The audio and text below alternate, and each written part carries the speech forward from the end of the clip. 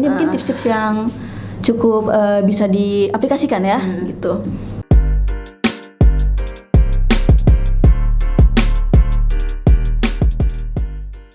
Selanjutnya, kita kan sama-sama tahu nih, di perusahaan swasta kebanyakan didominasi sama Gen Z. Di perusahaan pemerintahan kebanyakan didominasi oleh di atas Gen Z. Ya, di atas Gen Z ya, betul sekali. Nah, aku tuh pengen tahu gimana sih budaya kerja, kayak dinamikanya, kayak semisal di perusahaan swasta mungkin banyak cekcoknya karena kan sama-sama Gen Z gitu ya. Terus siapa yang untuk arahnya tuh gimana cara-caranya. Terus kalau untuk yang di pemerintahan semisal apakah Kak Fona nih sebagai yang paling muda manut terus kayak gitu, apakah memang apakah dibatasi untuk menyampaikan pendapat karena dianggap masih kecil yang kayak gitu-gitu. Aku pengen tahu tuh budaya kerjanya. Bisa dimulai dari siapa dulu nih? Aduh, jadi gerobol kali ya. Aku Gue penasaran juga soalnya. Oke. Gimana tuh Kak? Pertama, budaya kerja ini kan mungkin ada gap umur ya. Yes. Tapi itu jangan parah dong, nggak boleh mau kotak-kotakan. Oh iya benar. Parah yang kebanyakannya gitu emang tahu misalnya kemampuan kita di mana. Nah, mereka kan misalnya punya keterbatasan untuk update teknologi misalnya nih. Kayak misalnya akses media sosial, gimana cara marketingnya gimana dan lain-lain gitu kan. Itu kan memang ada kebutuhan gimmicknya juga kan. Nah, itu diserahkan ke kami. Biasa gitu. Jadi tuh mereka memberikan kerjaan juga memang selain dari skill kita, tapi mungkin mikirnya gini, oh ini anak-anak masih muda nih bisa nih kayak gini gitu. Misalnya ngurus media sosial gitu kan, Palu Gada juga kok Saf. Sama ya berarti dimanapun Palu Gada. Gada. Iya. Dan mungkin kepercayaan juga kali ya, kalau nambah orang-orang baru nanti buyar lagi, brief ulang lagi gitu kan. Jadi ya udahlah sekalian aja lah gitu. Terus apalagi kalau misalnya selain itu berarti kan ya nggak manut-manut banget. Nggak manut-manut banget ya? Bukan nggak manut maksudnya. Ya kalau misalnya membangun kita manut gitu loh, maksudnya kita ikut arahan atasan, tapi kalau misalnya ada sesuatu yang kurang ya kita bilang, Pak ini ada yang kurang atau Bu ada yang kurang, jadi kita inisiatif gitu kan. Jadi itu pemikiran kita juga masuk gitu kan. Soalnya juga aku tuh secara substansi juga aku berperan gitu, kayak misalnya bikin pidato bapak atau itu juga masuk juga gitu secara substansi, karena ada perspektif kebaruan di situ gitu, isu-isu dan yang lain. Terus outfit juga. Maksudnya gimana? Outfit kita tuh pokoknya wajib batik sih. Oh iya, tiap hari batik? Enggak batik juga. For life. Batik maksudnya memang kayak paling aman tuh batik gitu. Karena kan ini acara, kadang-kadang acara kenegaraan dan lain-lain gitu kayak lebih aman pakai batik atau blazer nih kayak gini. Blazer udah paling aman. Maksudnya lebih kelihatan formal gitu. Emang kita tuh kebanyakan formal attire kecuali acara-acara santai, jadi kita pakai casual. Jadi tapi occasionnya sebagian besar memang kita ke formal. Jadi pakai bajunya harus diperhatikan. Jadi mereka jadi kayak ngeliatannya oh rapih nih gitu kan. Kalau misalnya mungkin di perusahaannya Safa mungkin yang penting kerjaan selesai gitu kan, ada juga kan. Bener. Ya enggak sih? Kecuali dia yang masuk ke frame gitu kan. Lu kan sering masuk frame kan tuh. Gila emang. Baru rapi. Emang itu role model banget ya, kuliah tuh. Sering banget kan. Di poster tuh selalu gitu kan, ibu manajer ini tuh Safa. Tapi gue juga ini sih, maksudnya kalau misalnya memang kantor nggak ada kebutuhan acara formal, pasti bajunya ya kaos santai gitu, ya. apa-apa. Cuman memang aku pribadi, kalau aku sih gitu, maksudnya aku lebih suka baju rapi gitu ya. Tapi bahkan maksudnya kayak level manajerialnya gitu, yang atas kayak udah shift-shiftnya itu, mereka tuh kalau kantor jeans sama kaos aja udah gitu. Iya sih. Karena memang startup banget kan kayak gitu kan. Iya, startup banget ya. Si paling startup sama ya. Ini si paling formal. Paling formal. Kebalik justru itu enggak seformal ini pakai baju. Karena tuntutan kerja kan. Tuntutan pekerjaan, lagi-lagi kita harus menyelaraskan budaya kerja gitu. Jadi ikut aja gitu loh. Iya. Semaksimal mungkin. Kalau Safa di pemerintah jadi kebalik nanti tukeran. Kurang Jadi lebih formal. berarti kan menunjukkan itu aja sih jiwa nasionalis kita. Kalau dinamika kerjanya dengan teman-teman yang Gen Z itu gimana Kak cara atau kayak dinamikanya itu gimana sih? Nah makanya kalau misalnya aku sama Fona ngomongin kayak usia di kantor kan berbeda kan. Aku tuh jatuhnya jadi ngerasa aku yang baby boomers gitu kan. Oh, iya. Kayak mereka lebih update tenang. Oh enggak, kalau nggak tenang. Nah, kalau misalnya ada yang sering berantem gitu Iya, sih. sabar. Kayak mereka tuh yang lebih update, terus lebih banyak ide gitu ibaratnya dibandingkan aku gitu. Karena kan mereka mungkin penggunaan sosmednya juga lebih aktif gitu ya. Maksudnya dalam hal update tren dan segala macam gitu. Tapi memang kebetulan perusahaan aku sendiri startup yang target marketnya tuh ibaratnya kalangan yang cukup berduit lah gitu. Makanya kita pun nggak boleh bikin TikTok gitu yang joget-joget kayak gitu tuh nggak boleh gitu. Jadi kebanyakan bentrok sama Gen Z-nya tuh kayak gitu, kayak mereka tuh pengennya ayo dong Explore bikin ya, gitu. TikTok yang kayak gini gitu. Tapi kan kita punya guideline gitu ya, ini nggak boleh kayak gini walaupun kita startup tapi perhatikan pasar juga ya. Iya, beda Pasar nih sama beda. target pasar kita. Kebetulan target pasar di kantor aku kan memang kalangan profesional yang udah bekerja gitu, bukan anak-anak muda kan.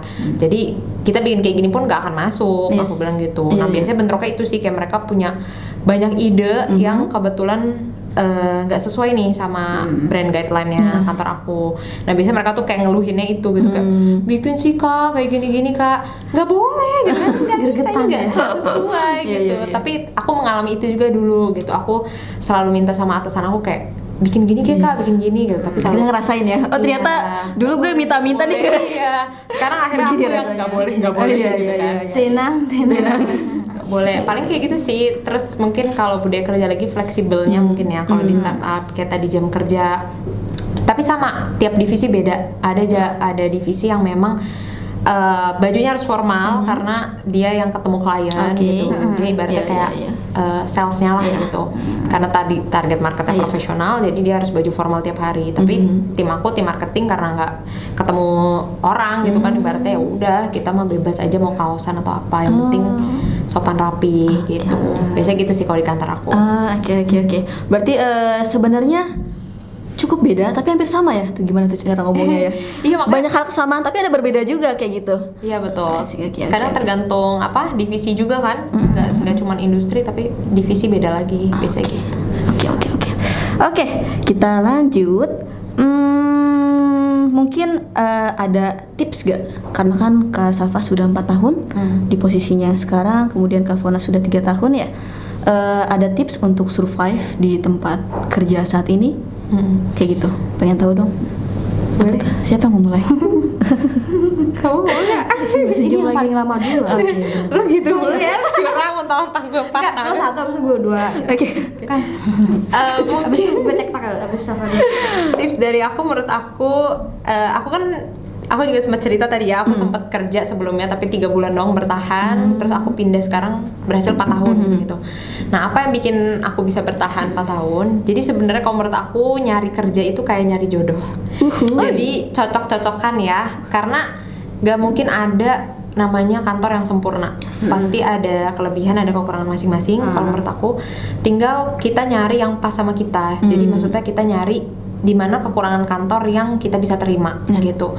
Nah kebetulan di kantor aku yang pertama yang aku cuma bertahan 3 bulan, itu kekurangannya aku nggak bisa terima gitu. Aku ngerasa bener-bener gak nyaman nih dengan ibaratnya negatif dari kantor yang pertama gitu.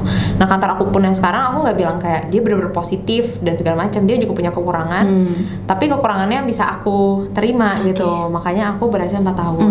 Jadi menurut aku pertama jangan punya pola pikir kayak nyari kantor yang sempurna, karena nggak ada.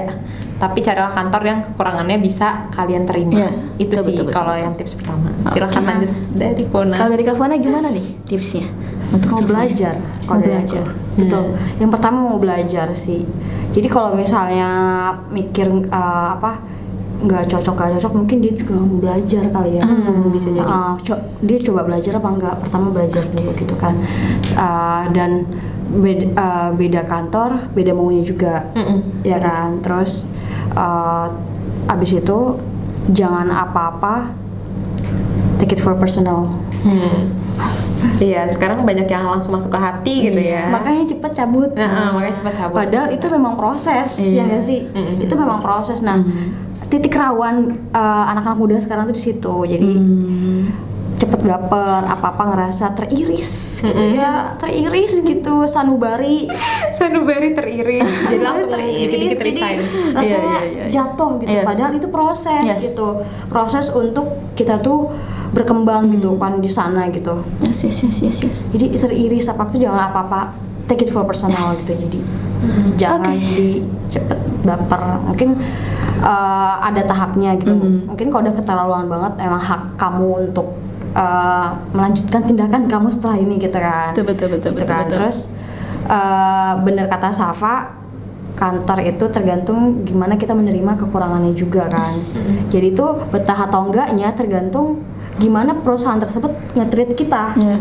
Memfeedback kita juga gitu terhadap hak-hak kita juga. Kita kan sudah melaksanakan kewajiban kita, maka hak kita juga harusnya terpenuhi juga gitu kan. Jadi mungkin yang bikin kita betah sekarang adalah perusahaan kita atau atasan kita itu memang pas sama kita gitu dan cocok, dan feedbacknya bagus juga ke kita kan. Jadi alhamdulillah juga, semoga kita betah-betah terus ya. Amin, mudah-mudahan. Iya. Tapi menarik tadi gitu. dari jawabannya, disebutkan kadang di era sekarang gitu banyak fresh graduate yang pengen nyari, ya betul tadi kayak cari yang bener-bener ideal kayak gitu. Susah itu. Padahal mah sebenarnya iya ya. Kita cari perusahaan yang memang kekurangannya masih bisa kita toleransi, seperti itu ya Kak ya. Dan juga betul penting banget untuk belajar manajemen emosi ya, emosi jadi ya. Manajemen emosi itu penting banget ya Kak. Soalnya kalau enggak itu bujang. Iya. Karena kita ketemu sama orang banyak, ketemu sama orang baru, kita harus belajar ya. Iya. Yes. Gitu.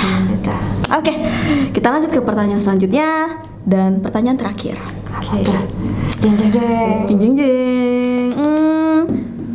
Di sini kan kita ngebahas bedanya kerja di pemerintahan dan juga perusahaan swasta.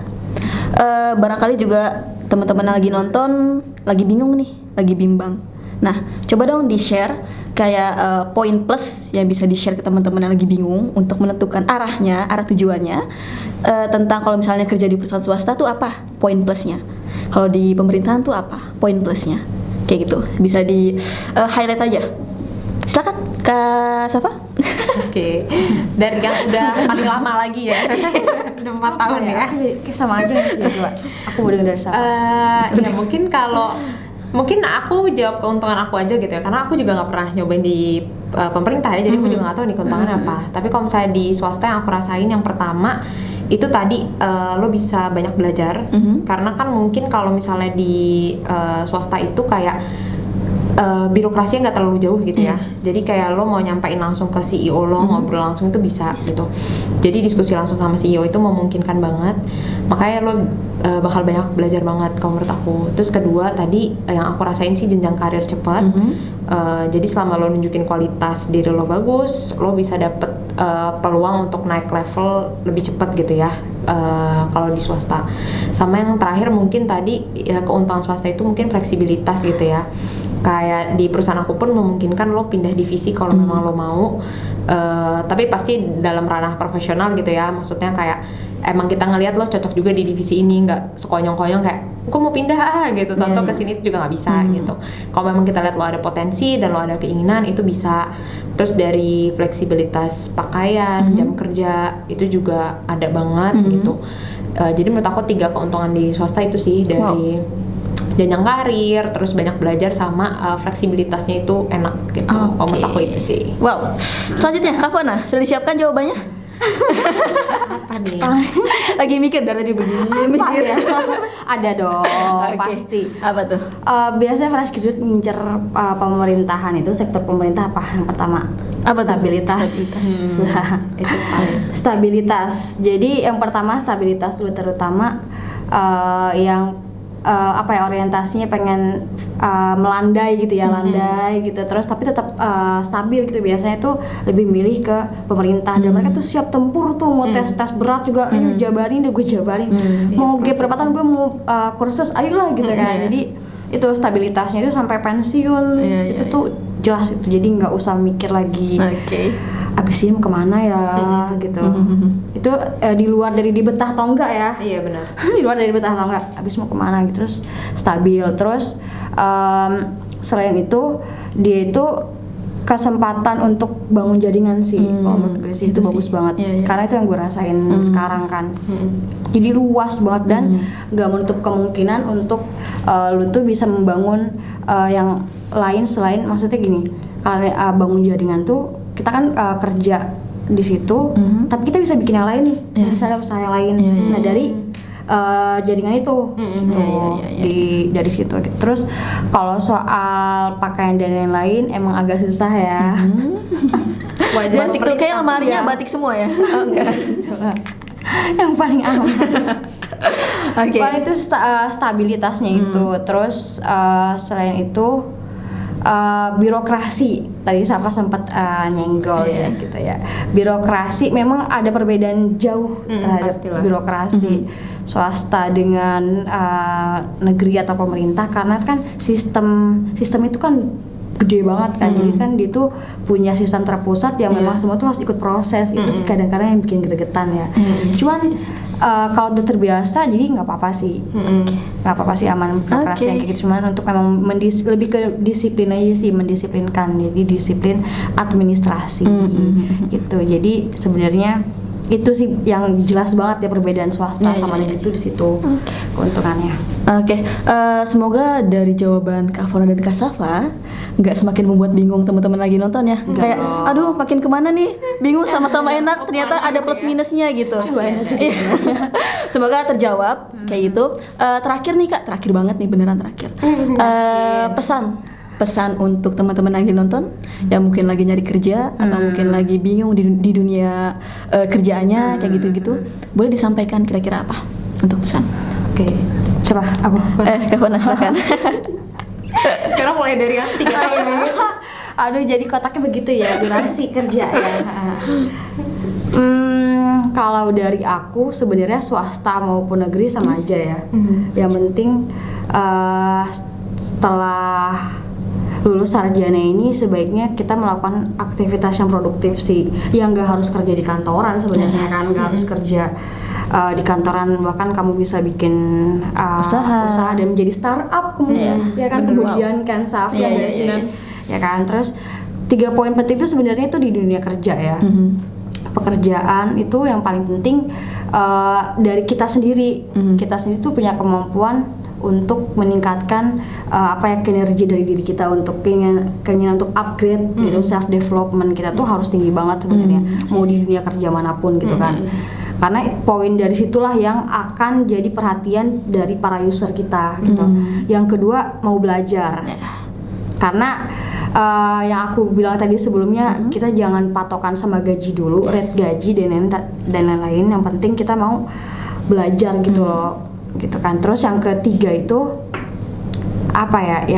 itu ini mau menyelaraskan nilai-nilai kebudayaan, nilai-nilai budaya atau kultur kerja di perusahaan manapun. Itu aja sih sebenarnya, dimanapun kita kerja itu yang penting kita 3 poin itu. Selanjutnya tergantung gimana perusahaan tersebut memfeedback lo gitu loh, kita semua. Itu sih kalau dari aku.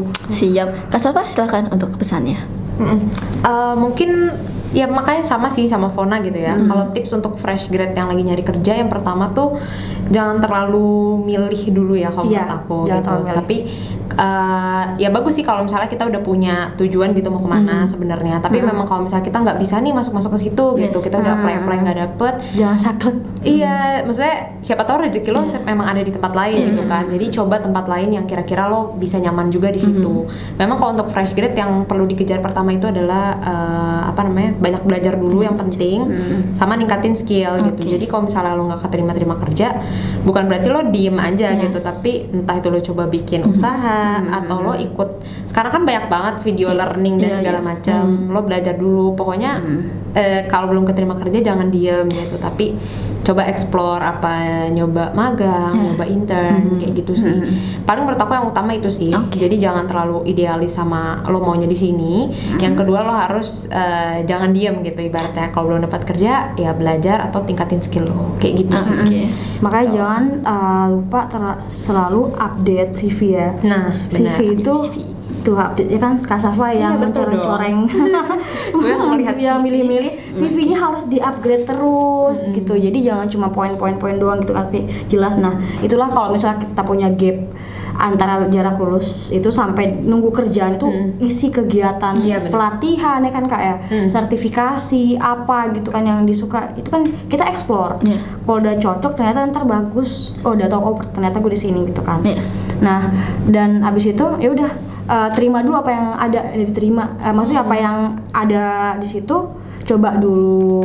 Nggak apa-apa sebentar Mencoba. dulu, dicoba dulu. Tidak ada yang sebentar salah ya, dulu. Kak, ya? Jadi untuk mencapai, mungkin kamu punya idealisme tapi kamu realistis dulu sedikit. Iya, geser-geser lah ya. Digeser dulu idealismenya. Benar-benar. Kita jadi urutannya dibalik. Bukan idealis dulu baru realistis, tapi kamu realistis dulu baru bisa untuk membayar idealis kamu itu, idealisme itu. Mantap sekali. Gitu. Oke. Jadi Berdasarkan memang pengalaman kita ya. Iya. Kita juga dulu idealis banget ya Safa ya. Pengennya ini pokoknya ya. Realistisnya kan ya udah. Tapi ternyata bisa ya. iya, Karena sudah bayar itu idealisme menelan kita. kepahitan hidup tapi akhirnya terbayar manis juga ya. Bayar manis. Ya. Amin. Oke, menarik sekali Kak Safa dan Kak Fona. Terima kasih sudah hadir. Kebetulan sudah 2 jam ya ini ternyata durasinya tidak terasa ya. Bener juga nih. Makasih banyak sekali lagi untuk hadir.